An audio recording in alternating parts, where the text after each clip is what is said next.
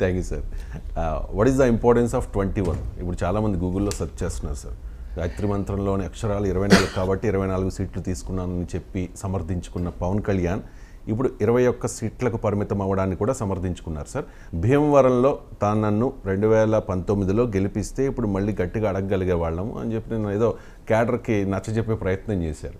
What is the importance of 21? What is important?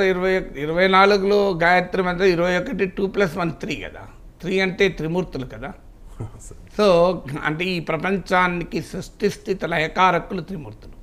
అంటే ఈ సమస్త విశ్వము, ఈ సర్వలోకాలు, కేవలం మానవలోకమే కాదు, ఈ సమస్త విశ్వము ఆ సృష్టి స్థితి లయకారకుల చేతిలో ఉంటుంది. అందువల్ల సృష్టికారకుడు, స్థితికారకుడు, లయకారకుడు ముగ్గురే ఉంటారు కదా త్రిమూర్తులు. అందుకే 2+1 = 3 అని మనం సంతోషపడాలి. సో అంటే 21కి మరి ఏ ప్రత్యేకత ఉంది అనేది ఇప్పుడు 21 కాదు, మళ్ళీ 20 అంటున్నారు కదా. ఇప్పుడు ఇది పులపర్తి ఆంజనేయులకు పోతే 20 అవుతుందేమో.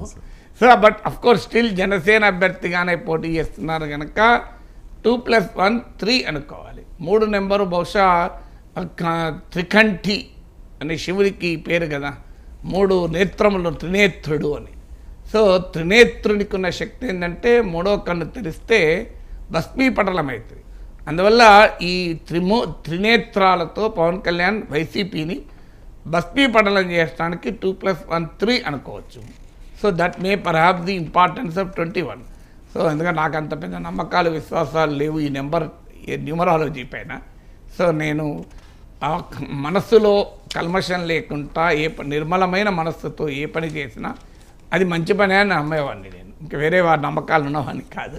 అందువల్ల I don't know the numerology importance. But డెఫినెట్గా ఇలా 24కు ఒక ప్రాధాన్యత చెప్పినప్పుడు 21 వచ్చినప్పుడు ఆ క్వశ్చన్ రాకుండా పోదు కదా.